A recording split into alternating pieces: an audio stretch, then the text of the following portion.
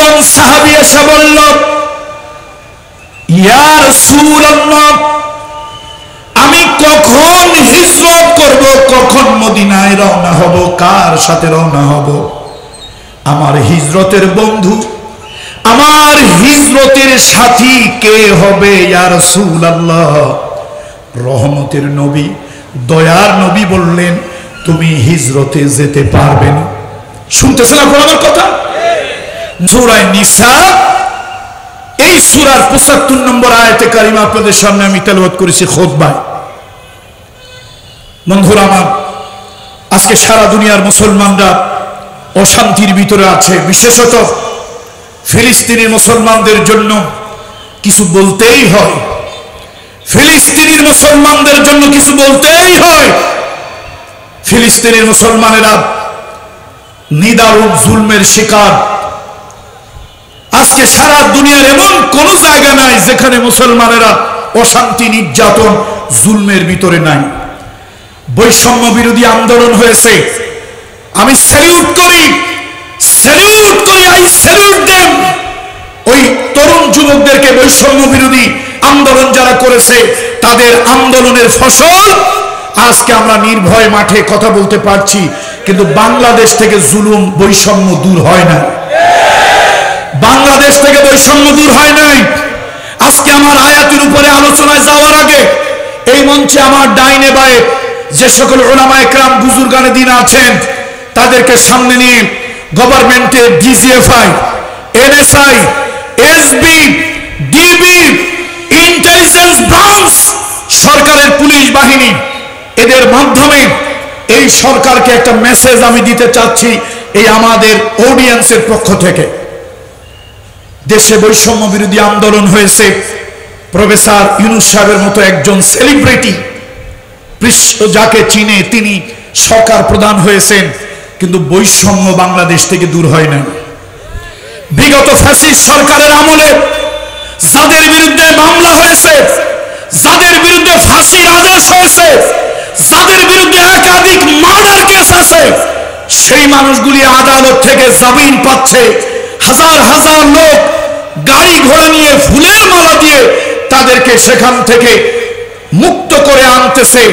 অথচ বৈষম্যের শিকার সাংবাদিক এবং মিডিয়ার বন্ধুরা, আমার এই কথাটা অন্তত আপনারা কোট করবেন, এখনো আলেমরা বৈষম্যের শিকার। এই ফ্যাসিস্ট হাসিনার আমলে, কুলাঙ্গার বেনজির, কুলাঙ্গার শহীদুল, এদের আমলে সেই সকল আলেমদেরকে জঙ্গিবাদের তকমা দিয়ে জেলের ভিতরে ভরে রাখা হয়েছে, এখনো তারা জেলের ভিতরে পচতেছে। আমি সরকারের কাছে জবাব চাই, খুনের মামলার আসামি, রাজনৈতিক কর্মী হওয়ার কারণে যদি নাম বলতে বলেন, আমি নাম ধরে ধরে বলবো কোন দলের কে, তার বিরুদ্ধে একাধিক খুনের মামলা আছে, একাধিক খুনের মামলা আছে, ফাঁসির রায় হয়েছে, তারা পর্যন্ত জামিনে মুক্ত আকাশে, মুক্ত বাতাসে যদি তারা আসতে পারে, তাহলে দেশের আলেম ইসলামপন্থী লোকেরা কি দোষ করেছে আমি জানতে চাই। আমি শ্রদ্ধার সাথে বলি, শহীদ প্রেসিডেন্ট জিয়াউর রহমানের জন্য কলিজাটা থেকে দোয়া করি। তিনি যদি কিয়ামতের ময়দানে আল্লাহ তাআলা তাকে যদি চেয়ারে বসিয়ে তার মাথায় নূরের তাজ পরান, আল্লাহ তারে মাফ করে দেন, দুইটা জিনিস তার মাপ পাওয়ার জন্য আল্লাহর কাছে যথেষ্ট। একটা হলো সংবিধানের ভিতরে মহান আল্লাহর প্রতি অবিচল আস্থা ও বিশ্বাস, এটা তিনি ইনক্লুড করেছিলেন। আর একটা হলো বিসমিল্লাহির রহমানির রহিম, পরম করুণাময় দয়াময় আল্লাহ তাআলা নামে শুরু করছি। শুধু এই দুইটা কারণে আল্লাহ যদি চায় কিয়ামতের ময়দানে মাফ করে দিয়ে তাকে আলেমরা আমাদের সাথে জান্নাত দিয়ে দিতে পারে। আমি বৈষম্য করছি না, সেই শহীদ প্রেসিডেন্ট জিয়াউর রহমান সাহেবের দলের বড় হাই প্রোফাইলের নেতা, খুনের মামলার আসামি, ফাঁসির আসামি, তারা যদি মুক্তি পেতে পারে, আজহারুল ইসলাম তিনি নিরীহ একজন মানুষ, কেন তিনি মুক্তি পেতে পারেন না? আমার তো মনে হয় দেশ থেকে বৈষম্য দূর হয় নাই, দেশ থেকে বৈষম্য দূর হয় নাই। আমাদেরকে আবার লাঠি হাতে তুলে নিতে হবে। এই বৈষম্যের বিরুদ্ধে জেলের তালা লাঠি মেরে ভেঙে তারপরে এদেরকে মুক্ত করে আনতে হবে। মুক্তি চাই, মুক্তি চাই, আজহার ভাইয়ের মুক্তি চাই। বন্ধুরা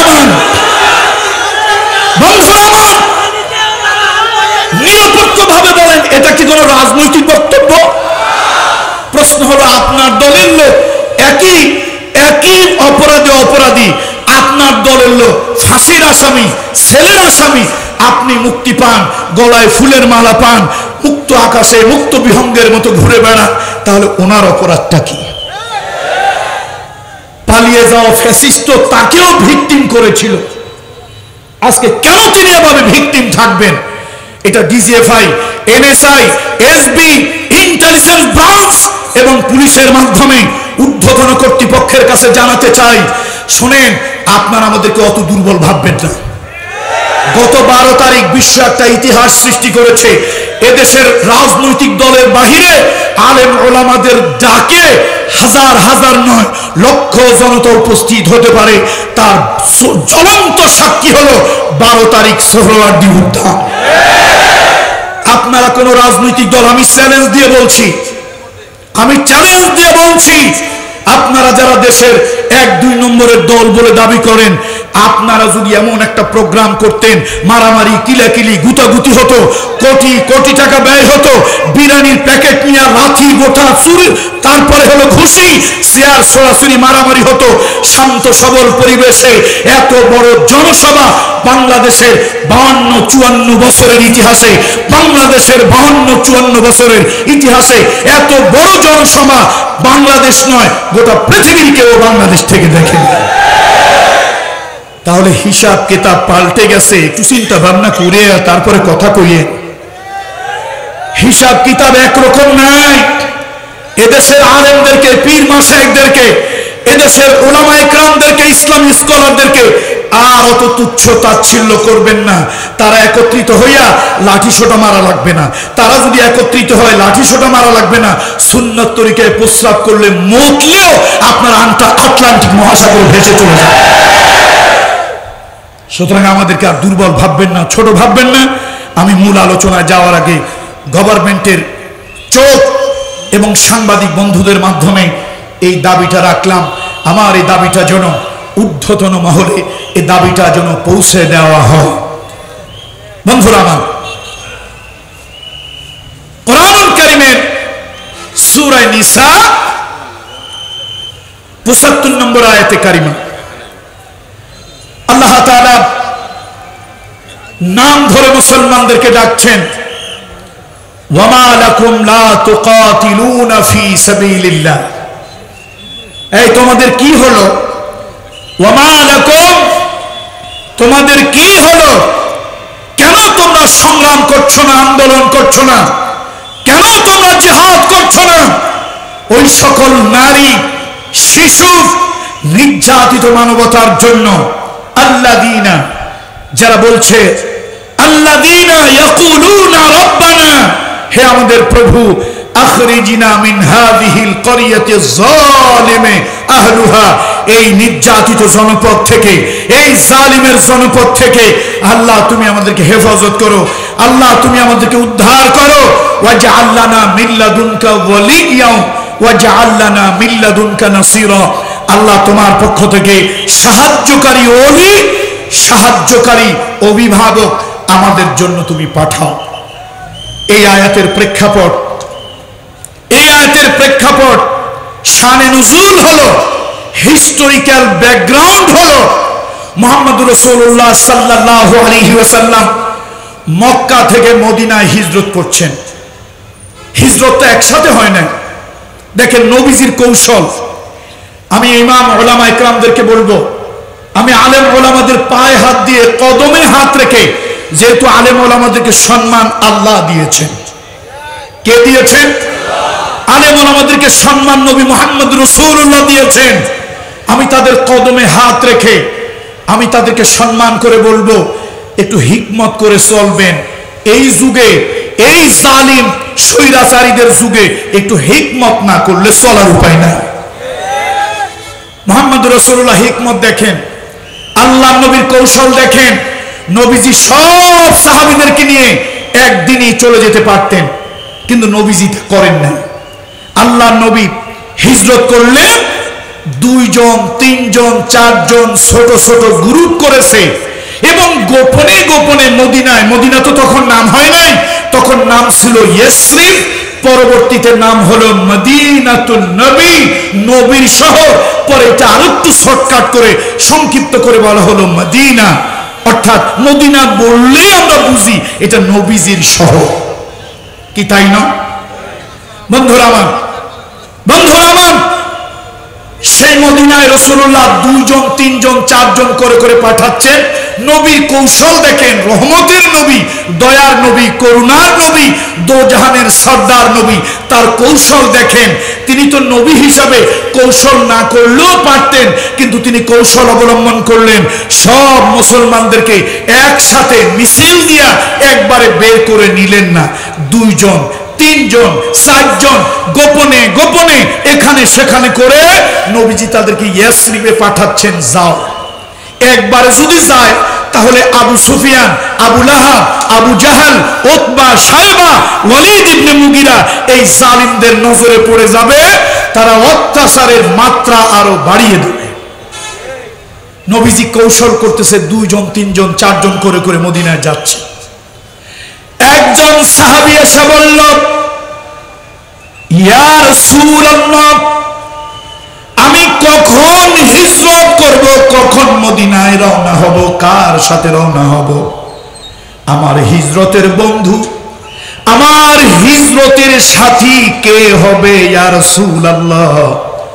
রহমতের নবী, দয়ার নবী বললেন, তুমি হিজরতে যেতে পারবে না।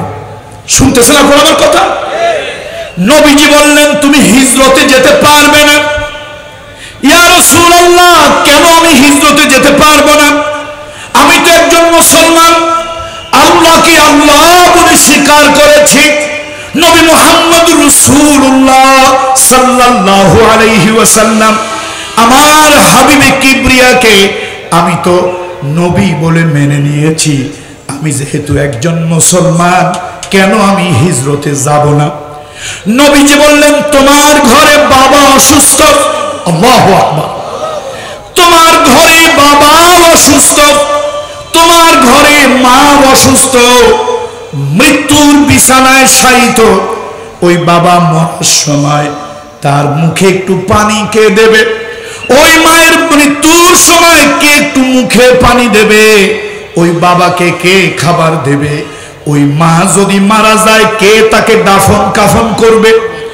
এই যে দেখেন, মুহাম্মদ রাসূলুল্লাহ দ্বীনের দাওয়াত দেন, তার সাহাবী একজন মুসলমানকে কাফের বাবা মার প্রতিও হক আদায় করার জন্য, কাফের বাবা মার প্রতি মানবিক দায়িত্ব পালন করার জন্য আল্লাহর নবী সাল্লাল্লাহু আলাইহি ওয়াসাল্লাম তার সাহাবীকে মদিনায় হিজরতের পারমিশন দেন না। আল্লাহু আকবার! আপনি কল্পনা করতে পারেন? Can you imagine it? Muhammad রাসূলুল্লাহ কত বড় নবী! আল্লাহ নবী যদি কোনো ব্যাপারে হ্যাঁ বলেছে, আরশে আজিম ওইটা জায়েজ হয়ে গেছে। কত বড় নবী! তুমি চিনলা না তোমার নবী কত বড়? এত বড় মর্যাদাশীল পয়গম্বর হাবিবে কিবরিয়া যদি কোনো ব্যাপারে বলেছে হ্যাঁ, কি বলেছে? হ্যাঁ, ওটা উম্মতের জন্য জায়েজ হয়েছে, উম্মতের জন্য হালাল হয়েছে, উম্মতের জন্য ওয়াজিব হয়ে গেছে। আবার যদি তার জবান দিয়ে কোনো ব্যাপারে বলেছে না, উম্মতের জন্য হারাম হয়েছে, নিষিদ্ধ হয়েছে, উম্মত তার থেকে বিরত থাকা ওয়াজিব হয়ে গেছে। সেই রহমতের নবী একজন মুসলমানকে ডেকে বলছে, না, তুমি হিজরত করতে পারবে না, তোমার বাবা মা মৃত্যুর শয্যায়, বুড়ো মানুষ, এরকম বৃদ্ধ বাবা মাকে মৃত্যুর শয্যায় অথবা অসুস্থ রুগ্ন রেখে আমি রহমতের নবী তোমাকে হিজরত করতে অনুমতি দিতে পারি না। আমার অমুসলিম ভাই বোনেরা, এই মাইকের আওয়াজ যতদূর যাচ্ছে, আমার অমুসলিম ভাই বোনেরা, হিন্দু সম্প্রদায়, আপনি আমার ভাই, আপনি মানুষ, খ্রিস্টান সম্প্রদায়, উপজাতি, মগ, চাকমা, গারো, মাইনরিটি, আপনি আমার ভাই, আপনি মানুষ, আমরা সবাই সৃষ্টিকর্তার সৃষ্টি। দেখেন, মুহাম্মদ রাসূলুল্লাহ ইসলাম আমাদের কাছে যিনি এই পর্যন্ত নিয়ে এসেছেন, সেই মুহাম্মদ রাসূলুল্লাহ মানবতার বন্ধু, মানবতার শিক্ষক। তিনি তার সাহাবীদের এ কথা বলেন নাই বাপ মা কাফের, মরে যাক, পচে যাক, গলে যাক, বিছনায় যা ইচ্ছা তাই হোক, তোমার ঈমান দিন বাঁচানোর জন্য তুমি মদিনায় চলো। মানবতার দরদি, মানবতার বন্ধু মুহাম্মদ রাসূলুল্লাহ তা বলেননি, বরং তার সাহাবীকে কাফের বাবা মার সেবার জন্য নবীজি উৎসাহিত করেছেন এবং হিজরত না করে থেকে যাওয়ার জন্য নবীজি তাকে অনুমতি, পরামর্শ দিয়েছেন। 2-4 জন সাহাবী অভাবের কারণে, দরিদ্রতার কারণে, অসুস্থতার কারণে যেতে পারল না। এই সব মিলাইয়া কিছু সাহাবী মদিনায় হিজরত করতে পারে নাই, বাকিরা মদিনায় হিজরত করেছে। মুহাম্মদ রাসূলুল্লাহ মদিনায় গিয়ে একটা ওয়েলফেয়ার স্টেট, একটি কল্যাণময় রাষ্ট্র স্থাপন করলেন, যেই রাষ্ট্রে কে নবীর কন্যা, কে নবীর জামাই, কে মুসলমান, কে অমুসলিম, সেই রাষ্ট্রে এরকম কোনো ভেদাভেদ ছিল না। একটি কল্যাণময় রাষ্ট্রের সব থেকে বড় বেশি প্রয়োজন সুবিচার, ন্যায় বিচার। মুহাম্মদ রাসূলুল্লাহ মদিনায় গিয়ে কল্যাণময় রাষ্ট্র হাতে নিলেন, আল্লাহ নবী সুবিচার কায়েম করলেন। ইহুদি, পৌত্তলিক, অন্য ধর্মাবলম্বী এবং মুসলমান কারোর মধ্যে কোনো বিবাদ হলে সেই বিবাদ মামলা রাসূলুল্লাহর আদালতে এলে নবীজি মুহাম্মদ রাসূলুল্লাহ ধর্ম দেখে, ব্যক্তি দেখে, গোত্র দেখে, ধন সম্পদ দৌলত দেখে বিচার করেননি। নবীজি অধিকার দেখে, প্রাপ্যতা দেখে, ন্যায় আর অন্যায় দেখে বিচার করেছেন। একটা কল্যাণময় রাষ্ট্রের সব থেকে বড় এটা হাতিয়ার। বিগত 15.5 বছর একটা বিশেষ দল ছাড়া সাধারণ কোনো মানুষের জন্য দেশে কোনো বিচার ছিল না। যে দেশে বিচার থাকে না, সুবিচার, ন্যায় বিচার, ইনসাফ থাকে না, ওই দেশে আল্লাহর রহমত বরকত উঠে যায়, রহমত বরকত আল্লাহ নিয়ে যায়। আর আদালতের বিচারপতিরা, বিচারক যারা, কিয়ামতের ময়দানে তাফসীর ইবনে কাসিরের ভিতরে ওয়া আকসিতু ইন্নাল্লাহা ইউহিব্বুল মুকসিতিন, এই আয়াতের তাফসীরের ভিতরে দেখেছি কিয়ামতের ময়দানে বিচারক 3 শ্রেণীর হবে। এক শ্রেণীর বিচারক যোগ্য বিচারক, যারা কোনো ব্যক্তি দেখে, কারো বন্দুক দেখে, প্রমোশন দেখে, টাকা দেখে, সরকার দেখে, প্রধানমন্ত্রী দেখে, দলীয় লিডার আর ক্যাডার দেখে বিচার করে নাই, ন্যায়সঙ্গত বিচার করেছে। কিয়ামতের ময়দানে 7 শ্রেণীর লোকদেরকে আল্লাহ তাআলা আল্লাহর আরশের ছায়াতলে ছায়া দেবেন, তার মধ্যে এই বিচারক একজন। সুবহানাল্লাহ বলবেন না? সুবিচার, ন্যায় বিচার যারা করবে আল্লাহ তার আরশের ছায়াতলে তাকে ছায়া দেবেন। দ্বিতীয় বিচারক, কিছু বিচারক আছে অযোগ্য, অথর্ব, আত্মীয়তার কারণে, দলীয় কারণে এই অযোগ্য, অথর্ব লোকগুলি বিচারক হয়। সেই বিচারকেরা বিচার বোঝে না, সেরা জালিমের পক্ষে থাকে, মজলুমের বিপক্ষে থাকে। এই শ্রেণীর বিচারকদেরকে আল্লাহ লাঞ্ছিত করবেন, উপর করে ফুটবলের মতো লাথি দিতে দিতে জাহান্নামে নেওয়া হবে। আর এক শ্রেণীর বিচারক অথর্ব, অযোগ্য, মামলার কিছু না বুঝে আন্দাজের উপর একটা গুলি মেরে রায় দিয়েছে, সেই রায় ন্যায়ভ্রষ্ট, লক্ষ্যভ্রষ্ট হতে পারে, ন্যায় হতে পারে, কিন্তু কিয়ামতের ময়দানে এই বিচারকেরও শাস্তি হবে। মুহাম্মদ রাসূলুল্লাহ ন্যায়সঙ্গত বিচার করলেন, রাষ্ট্রের সবথেকে বড় কাজ করলেন। কে মুসলমান, কে ইহুদি, কে আউস, কে খাজরাজ, কে বনু কুরাইজা, কে বনু সালামা, কে আনসার, কে মুহাজির, নবীজি একবার ওদিকে তাকান নাই। কে অন্যায়কারী, কে জালিম, কে স্বৈরাচারী, কে জবরদখলকারী, নবীজি এটা দেখতেন এবং বিচার ফয়সালা করতেন। বন্ধুরা আমার, শুধু তাই নয়, মুহাম্মদ রাসূলুল্লাহ রাস্তায় রাস্তায় হেঁটে বেড়াতেন আর বলতেন, ও বিধবারা কারা আছো, ও ইতিমেরা কারা আছো, বলো, আমি তোমাদের কাছে রাষ্ট্রীয় বাইতুল মাল থেকে তোমাদের কাছে খাবার পৌঁছে দেব। নবীজি বলেছেন, আসসাই ইলাল আরমিলাতে ওয়াল মিসকিন কাল মুজাহিদ ফি সাবিলিল্লাহ।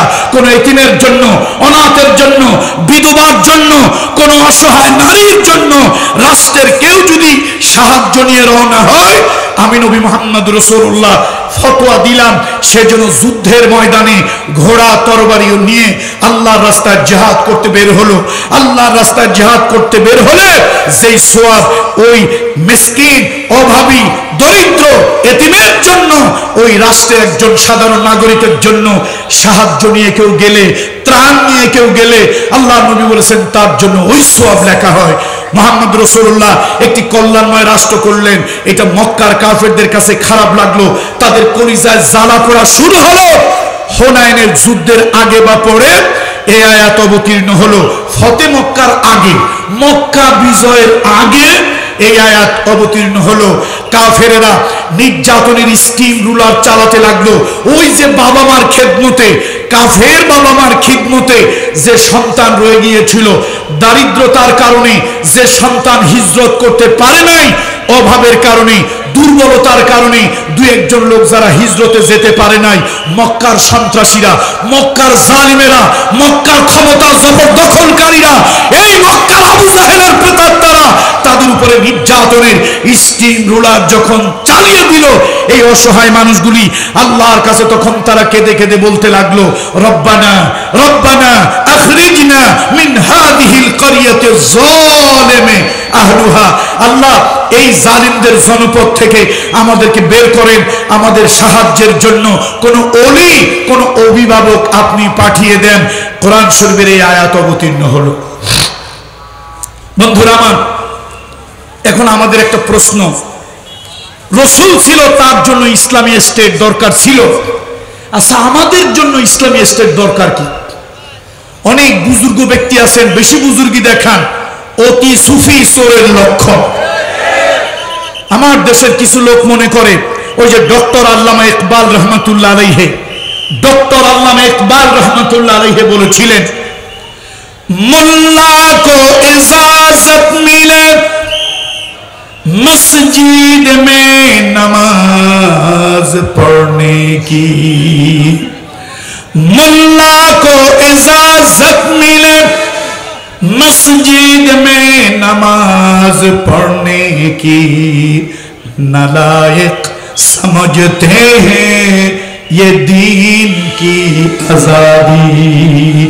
किस लोग से मस्जिदे आजान दिया, किस लोग से मस्जिदे आजान दिया नमाज पढ़ार सुযোগ पाए, আর এই বেউকুফ গুলি মনে করে দেশে বোধহয় ইসলাম আছে, ইসলাম যায় নাই। কত ঠিক কিনা বলুন? এসেছে। ও আচ্ছা আচ্ছা, মাশাআল্লাহ, দেন স্লোগান দেন, জোরে দেন, শক্তি নিয়ে দেন।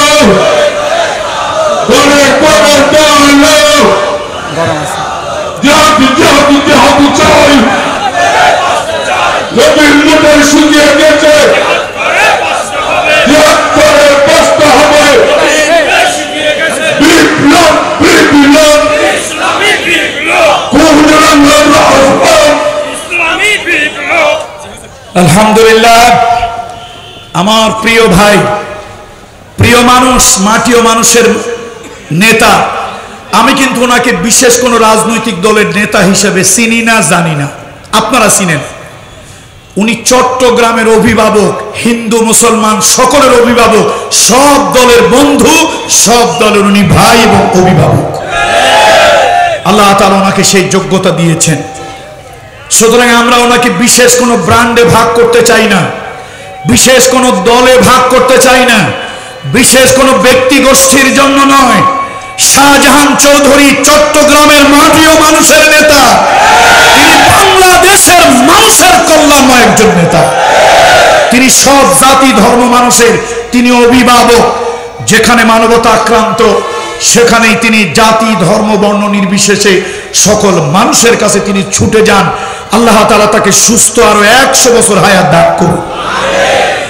বন্ধুরা আমার, কথা কি মনে আছে না ভুলে গেছেন? কাদের উপরে জুলুম বাড়িয়ে দিল? ওই যে মক্কায় যারা রয়ে গিয়েছিল এই মানুষগুলোর প্রতি জুলুম বাড়িয়ে দিল। রাসূলুল্লাহ মদিনায় গেলেন, একটি ওয়েলফেয়ার স্টেট করলেন, আল্লাহ নবী একটি কল্যাণময় রাষ্ট্র করলেন। এই রাষ্ট্র আল্লাহ তাকে দোয়া শিখায় দিলেন। সূরা বনী ইসরাঈল 17 নম্বর সূরা, 17 নম্বর সূরা 80 নম্বর আয়াতে কারিমা, আপনাদের এটা নোট করে রাখা দরকার। আপনারা অনেক সময় আমাদেরকে বলেন পীরজাদা, পীর সাহেব হুজুর বা পীরজাদা, আপনারা তো খানকায় থাকেন, এত ইসলামিক দেশ নিয়ে এত লাফান কেন? খানকায় তো ভালোই আছেন। আমি বলি হ্যাঁ, খানকায় তো ভালোই আছি। গরু চোরের টাকা, ইট চোরের টাকা, প্রজেক্ট ডাকাতের টাকা, সব টাকার গরু আমাদের কাছে হাদিয়া হিসাবে আসে, ভালোই আছি, খারাপ না। এমনকি ব্যাংক ডাকাত সালমান এফ রহমানের টাকাও তো আমাদের কাছে হাদিয়া তোফা আসে, ভালো তো আছি।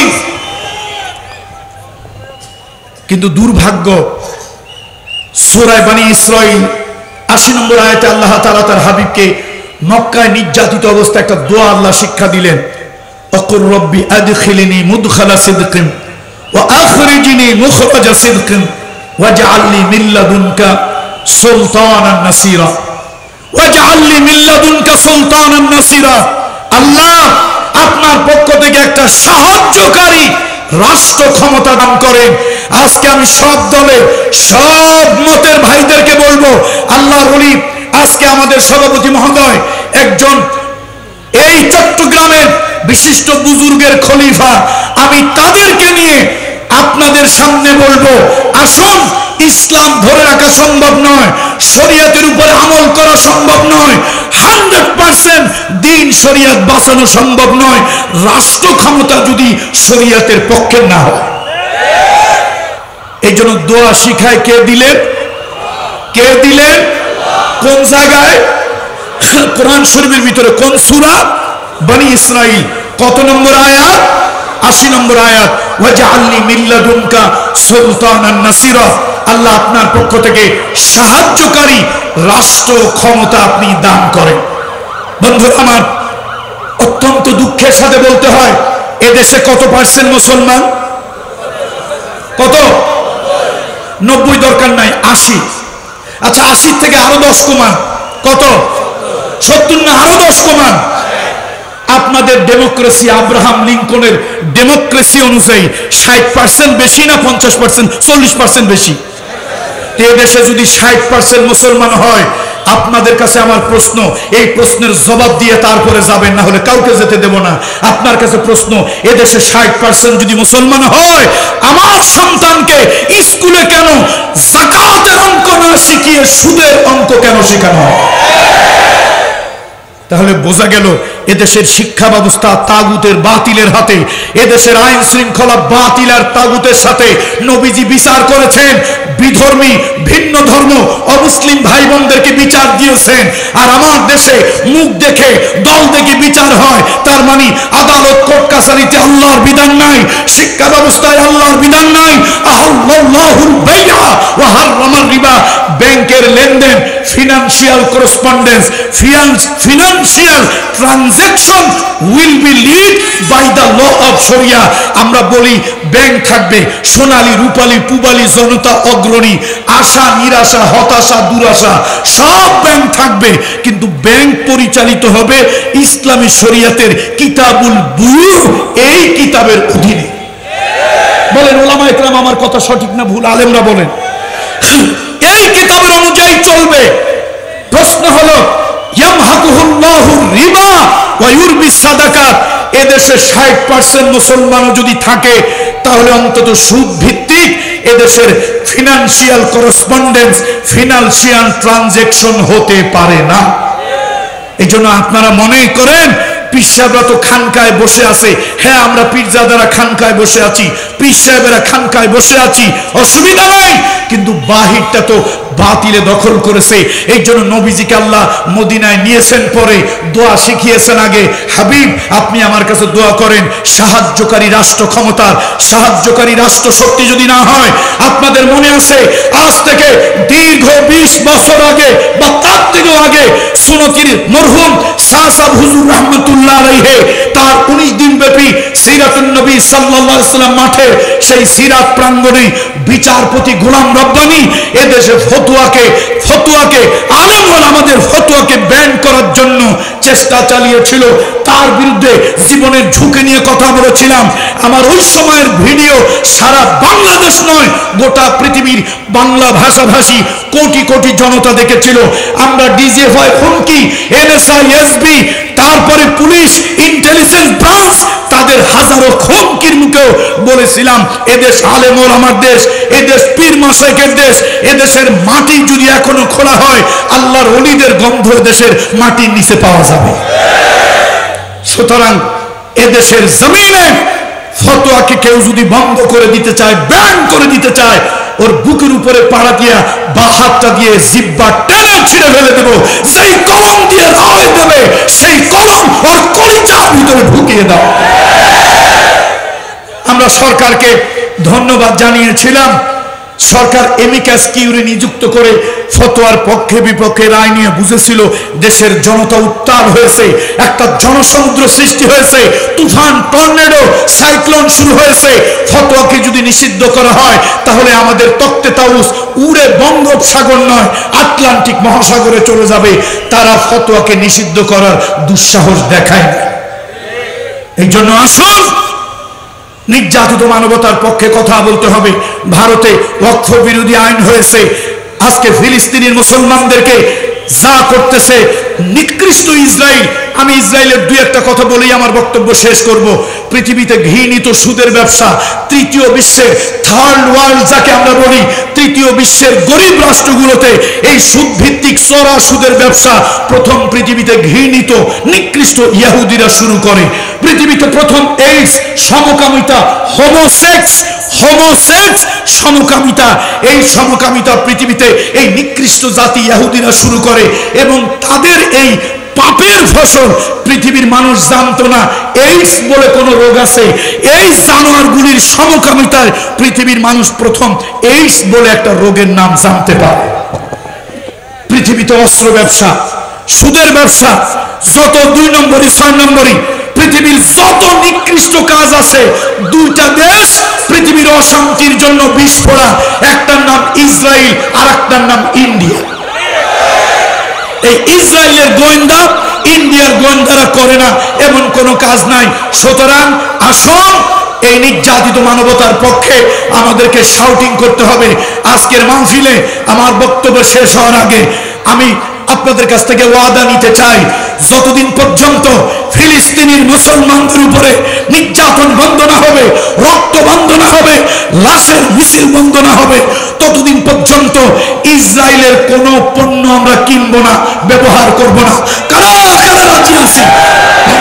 লিল্লাহে তাকবীর, লিল্লাহে তাকবীর। ডেনমার্ক আমার নবীর ব্যঙ্গ করেছিল, কার্টুন করেছিল, সেই ডেনমার্কের বিরুদ্ধে আমরা ব্যবস্থা নিয়েছিলাম অর্থনৈতিকভাবে তাদেরকে পঙ্গু করার জন্য, পণ্য বয়কট করেছিলাম। আপনারা মনে মনে ভাবেন এগুলোতে কিছুই হয় না। সেই দেশের উপরে, ফ্রান্সের উপরে, ডেনমার্কের উপরে তারা যে অপকর্ম করেছিল, 1 টাকা নয়, 1 কোটি নয়, 100 কোটি নয়, বিলিয়ন বিলিয়ন ডলারের ব্যবসায় তাদের ধস নেমেছিল। সুতরাং ইসরায়েলদেরকে হাতে মারবো না, ভাতে মারবো, ওদেরকে বুদ্ধিতে মারবো, কৌশলে মারবো। সেই মারার জন্য ওদের পণ্য বর্জন করতে হবে, ওদের বিপক্ষে ঐক্যবদ্ধ হয়ে কথা বলতে হবে নির্যাতিত মানবতার পক্ষে। ওয়ামা লাকুম লা তুকাতিলুনা ফি সাবিলিল্লাহি ওয়াল মুস্তাদআফিনা মিনার রিজালি ওয়ান নিসাই ওয়াল ওয়িলদান আল্লাযিনা ইয়াকুলুনা রব্বানা আখরিজনা মিন হাযিহিল ক্বরিয়াতি যালিমি আহলুহা ওয়াজআল লানা মিন লাদুনকা ওয়ালিয়্যান ওয়াজআল লানা মিন লাদুনকা নাসীরা।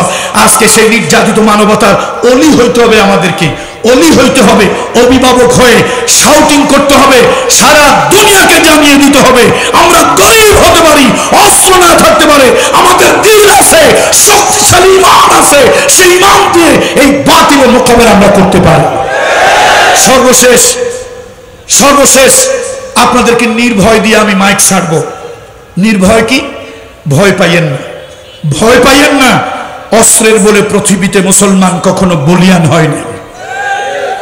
আমি জর্ডানে সফরে গিয়েছিলাম, অ্যাপ্রক্সিমেট 125 কিলোমিটার জর্ডানের ক্যাপিটাল সিটি আম্মান থেকে সেখানে আমি গিয়েছি। মোতার প্রান্তরে যখন গিয়েছি আমি, বিশ্বাস করেন আমার আবেগ, আমি ওয়াজে বুজুর্গি নেওয়ার জন্য, বাহবা নেওয়ার জন্য বলছি না, আল্লাহকে সাক্ষী রেখে বলছি, আমি যখন মোতার প্রান্তরে গিয়েছিলাম 1 লক্ষ নবকদের বিরুদ্ধে মাত্র 3000 মুসলমান জিহাদ করেছিল। সেই মোতার প্রান্তরে গিয়া দেখলাম জীবন্ত শহীদ শুয়ে আছে হযরত যায়েদ বিন হারেসা রাদিয়াল্লাহু তাআলা আনহু। তার কবর থেকে একটু পাশেই শুয়ে আছে নবীজির চাচাতো ভাই আলী রাদিয়াল্লাহু তাআলা আনহু ভাই সেই জাফর বিন আবি তালিব। বিশ্বাস করেন আমার অনুভূতি আমি বোঝাতে পারবো না। এরপরে 1 কিলোমিটারের কম কিন্তু আধা কিলোমিটারের বেশি এত দূরে গিয়া পেলাম সেই টকবগে তরুণ যুবক, যিনি ছিলেন পল্লী কবি, স্বভাব কবি, মদিনার একজন টকবগে সুন্দর যুবক। তার নাম হলো আব্দুল্লাহ বিন রওয়াহা। সে আব্দুল্লাহ বিন রওয়াহা, তার কবর জিয়ারত করে আমি বের হয়ে আসতেছি, আমার এই কলিজাটা কে যেন ছিঁড়ে ফেলতেছে। গাড়িতে গিয়ে উঠলাম, আমি বসতে পারলাম না, আবার নেমে আসলাম শহীদের কবরের কাছে। মাথার কাছে দাঁড়িয়ে দেখি সেই কবিতা লেখা, শাহাদাত বরণ করার আগে কবিতা পাঠ করেছিলেন তিনি ছিলেন একজন স্বভাব কবি, চারণ কবি, পল্লী কবি। কথা যা বলতেন মিলায় মিলায় ছন্দ হয়ে যেত। দেখতেছিলেন সুঠামদেহী সুপুরুষ, নতুন বউ ঘরে রেখে এসেছেন, বাসর করার সুযোগ হয় নাই। মৃত্যুর আগে, মৃত্যু নিশ্চিত জেনে, যার আগে 2 জন সেনাপতি শাহাদাত বরণ করেছে, মৃত্যু নিশ্চিত জেনে 1 লক্ষ রোমকদের বিরুদ্ধে দাঁড়িয়ে যিনি কবিতা আওড়াতে পারেন নিশ্চিন্তে নির্ভয়ে, সে জাতি আমি মুসলমান। আব্দুল্লাহ বিন রওয়াহার মাথার কাছে সে কবিতা লেখা। বিশ্বাস করেন আমি দাঁড়াতে পারছি না, আবেগ সহ্য করতে পারছি না। সালাম দিয়ে গাড়িতে উঠলাম, কে যেন আমাকে টেনে নামিয়ে ফেলছে। বিনা সুতার একটা বন্ধন আমাকে টেনে নিয়ে যাচ্ছে। আমি আবার কবরের কাছে গেলাম, সালাম দিলাম। ও মুসলমান, অস্ত্রের বলে যদি বলিয়ান হতো, সৈন্যের বলে যদি বলিয়ান হতো, মোতার প্রান্তরে 1 লক্ষ রোমকদের বিরুদ্ধে তৎকালীন যুগের সুপার পাওয়ার, এবং অদূরেই ছিল পারস্যের 1 লক্ষ, বেশি দূরে ছিল না। সেই 1 লক্ষ রোমকদের বিরুদ্ধে মুসলমানরা বিজয়ী হতে পারত না। সুতরাং আপনাদের 76 নম্বর আয়াত থেকে নির্ভয় দিয়ে আমি মাইক ছেড়ে দেব। সেটা হলো আল্লাযীনা আমানু ইউকাতিলুনা ফি সাবিলিল্লাহ, যারা ঈমানদার তারা আন্দোলন সংগ্রাম আল্লাহর রাস্তায় করে। ওয়াল্লাযীনা কাফারু, যারা নাকি আল্লাহে অবিশ্বাসী, ইসলামে অবিশ্বাসী, পরকালে অবিশ্বাসী, এই মুনাফিকগুলি আন্দোলন সংগ্রাম করে বাতিল আর তাগুতের রাস্তায়। আল্লাহ তাআলা বলেছেন ভয় পেও না, ভয় পেও না। ওয়াকাতিলু আউলিয়া আশ-শাইতান, ওয়াকাতিলু আউলিয়া আশ-শাইতান, এই শয়তানদের নেতাদের বিরুদ্ধে, অভিভাবকের বিরুদ্ধে আন্দোলন করো, জিহাদ করো। ইন্না কাইদা শাইতানে কানা যায়ীফা, উপর দিয়ে যতই ফিটফাট দেখো, ভিতরে ওদের সদরঘাট। উপরে ফিটফাট, ভিতরে কি? সুতরাং ভিতরটা ওরা ভীত সন্ত্রস্ত। আসুন সত্যের পক্ষে লড়ব, সত্য কথা বলবো, সত্যের পক্ষে জিহাদ করব। ব্যবসায়ী সমিতি, আজকে যে প্রগতিশীল ব্যবসায়ী সমবায় সমিতি লিমিটেড আজকে যে মাহফিলের আয়োজন করেছেন, আমি হৃদয় থেকে উষ্ণ অভিনন্দন জানাচ্ছি। আমি আজকের মাহফিলের সভাপতি মহোদয় পীর সাহেব মদ্দেজুল্লাহুল আলিয়াকে অনুরোধ করব এই বাজারের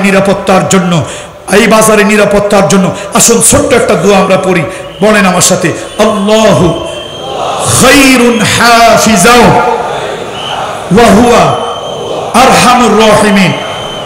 এটা সূরা ইউসুফের ছোট্ট একটা দোয়া। হযরত ইয়াকুব আলাইহিস সালাম বনিয়ামিনের জন্য দোয়া করেছিল। আমি প্লেন দুর্ঘটনায় পড়ে, আগুনে পড়ে, বিভিন্ন অ্যাক্সিডেন্টে পড়ে আমি নিজে পরীক্ষা করে দেখেছি দোয়াটা ছোট্ট, 100 ভাগ কার্যকরী একটা দোয়া। বিপদ আপদ বালা মুসিবত থেকে বাঁচা এবং আল্লাহর নিরাপত্তা লাভ করা। এই বাজারকে, আল্লাহর এই ব্যবসায়ী ভাইদেরকে আসমানি বালা, জমিনি বালা, হাওয়াই বালা, পানির বালা, আগুনের বালা, সব ধরনের বালা মুসিবত থেকে আল্লাহ সেভ করুন, হেফাজত করুন। আল্লাহু খায়রুন হাফিজা ওয়া হুয়া আরহামুর রাহিমিন। বেঁচে থাকলে আবার দেখা হবে, বেঁচে থাকলে আবার দেখা হবে ইনশাআল্লাহ। আল্লাহ তাআলা এ দেশের প্রতি রহম করুন, এ দেশের প্রতি রহম করুন। এই দেশে এখনো যে বৈষম্য আছে, সে বৈষম্য দূর করে হক, ন্যায়, ইনসাফ প্রতিষ্ঠা করার তৌফিক আল্লাহ তাআলা দান করুন। ওয়াসসালামু আলাইকুম ওয়া রাহমাতুল্লাহি ওয়া বারাকাতুহু।